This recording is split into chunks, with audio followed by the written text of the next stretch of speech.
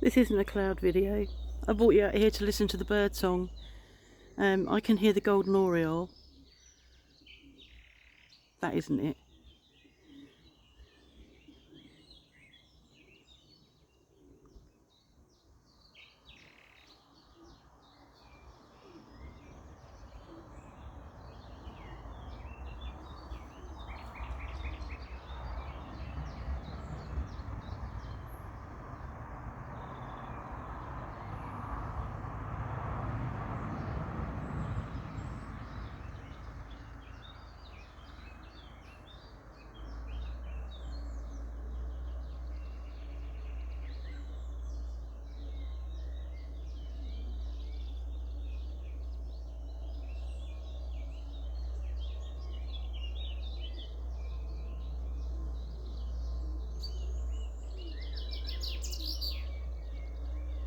I think that was a chaffinch.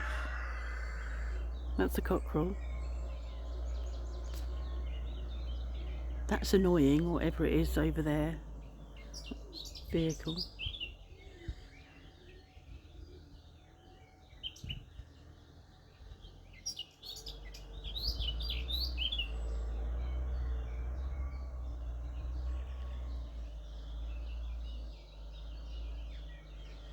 And the golden oriole's over off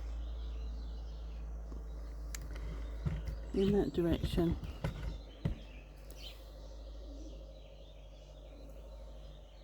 It was closer than that when I came back from the chickens.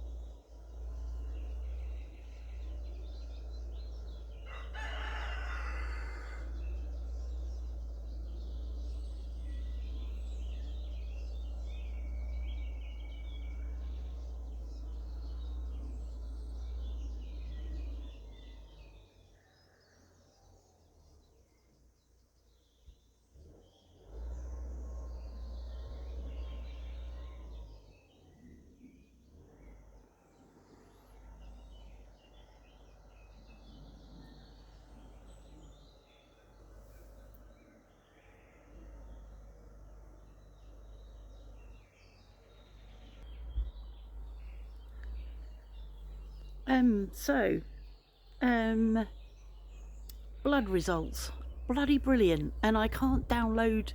I looked at them yesterday and I can't get back into the site to download them. I'm really annoyed. I'll be able to do it at some time today, but I don't know why. I just can't get into the site. My doctor said my HbA1c was perfect, and I've made it more perfect. I'm really pleased. It went down to 5.8 for anybody that knows about HbA1c. That is a really brilliant result for somebody taking steroids. So I don't. A big up to me. I don't know how you do that. I don't, but I am. I'm really pleased. My cholesterol levels were all down, all well below or well within normal limits. So that's pleasing. And I can't get back on to look, but I think my triglycerides were down, which are really important. So he's away on holiday, my doctor, so he won't have seen them. But I'm really pleased. He's, with where I've got to.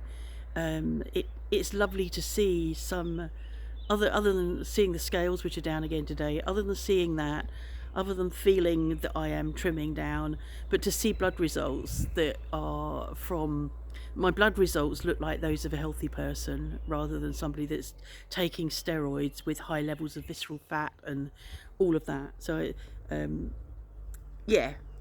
very happy with those. I hope to get back into the site later.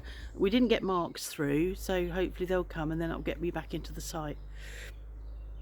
I'm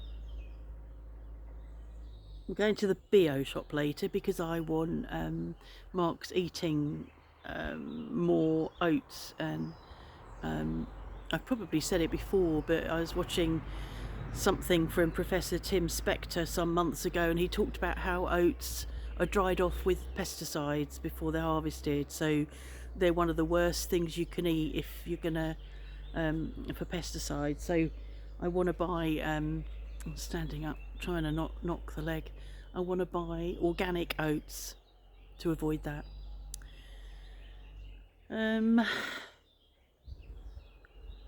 What else? Mrs. Hopalong is hopping along. She's doing okay. When Mark let them out this morning, she was in the... I'm being dive bombed by a butterfly now. She was in the corner where they lay their eggs with another gold Brahma. But she was out just now when I went down. Sort of out, sitting but out. And I got close enough to make her move, and she's moving. She's limping, but she's moving. Which is more than she was doing with that big splint on. That was totally inappropriate. Yeah, so she's doing well. Mrs. Black Broody is still sitting in the cage looking broody, so she's going to have to stay there for a few more days until she starts to complain. She's just sitting, not complaining. She's got food and water, but she needs to really be wanting to get out, but she's not. I don't know what else to do. I can't. I mean, some people used to, years ago, sit them on frozen peas or something, something cold. I could do that, actually. I could take down one of my freezer blocks, and I've got some big freezer blocks. I could put her on one of those, obviously not right on it because of freezer burn, but I could put her on one of those to cool her down. But it's a bit of a faff, and that's only going to last until that starts to thaw. So I'll give her a bit longer. It won't do her any harm being in there as long as she's got food and water. It won't do her any harm, but it'll be nice to get her out of that state soon.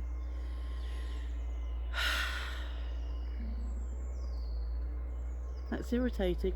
So the golden oriole, I could hear when I came back up the garden.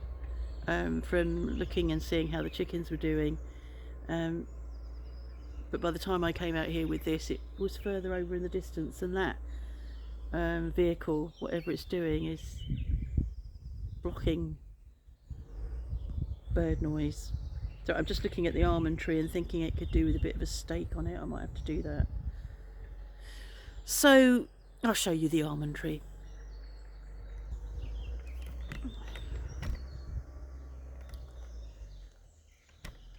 I can't see what you can see. This is the almond tree. It had no blossom on it. I don't know whether it's probably too late now, so it had no blossom on it. And hold on, let's see what I can do, because it's not useful you being on here. That's a better height. So yeah, that's the almond tree, and here is the olive tree. Also hasn't blossomed, but maybe they do later. Had olives on here, lots of olives, but then they just don't actually come to anything. If I've got secateurs out here, I might cut that out, but I don't think I have got secateurs out here.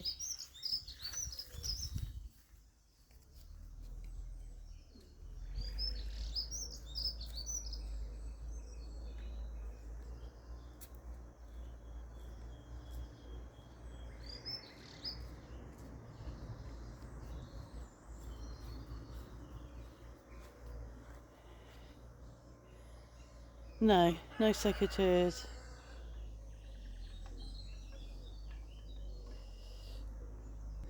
I was talking to somebody about the confusion of having my inflammation level. That was another thing I didn't mention. My inflammation level's really low, which is what I really wanted tested to see what was going on, because my inflammation level had gone up over the last 6 months. And I wanted to see what my inflammation level was so I could try and work out why I wasn't doing so well.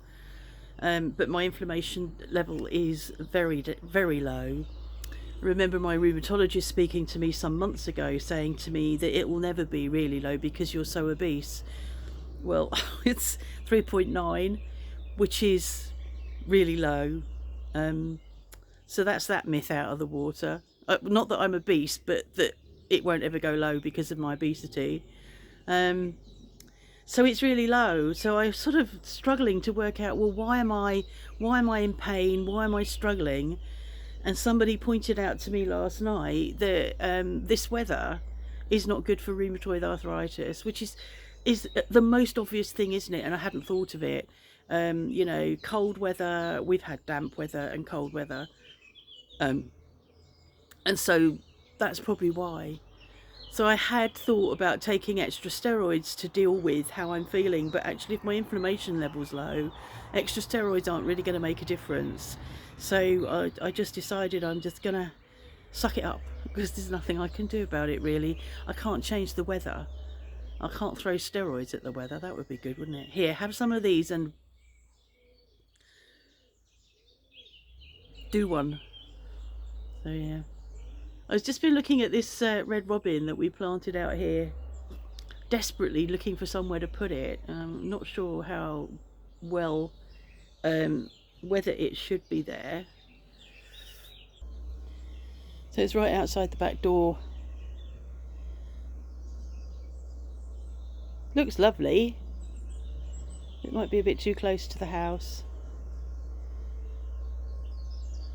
Well, we can always, I mean, it's been there now 2 or 3 years. We planted it because we had it, and I don't know why we ended up. I think it was over underneath the horse chestnut tree and was not obviously doing well because it was it had a tree over it. So we hoiked it out, and then it was trying to find somewhere to put it.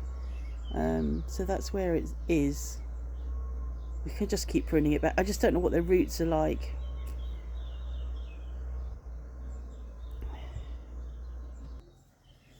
I think we've got storms forecast. Yeah, there is black. There's black over there that's got, yeah, it has gone away. But this is coming, black.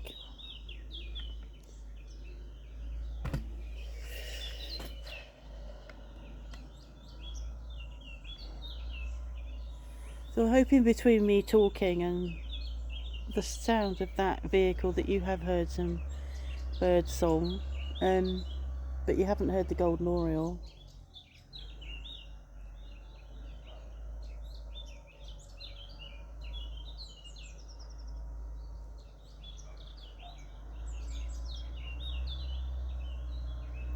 I'm going to go in now. I'm going to cook salmon and mashed potato with scallions, green beans and a tarragon sauce. That's what's for dinner.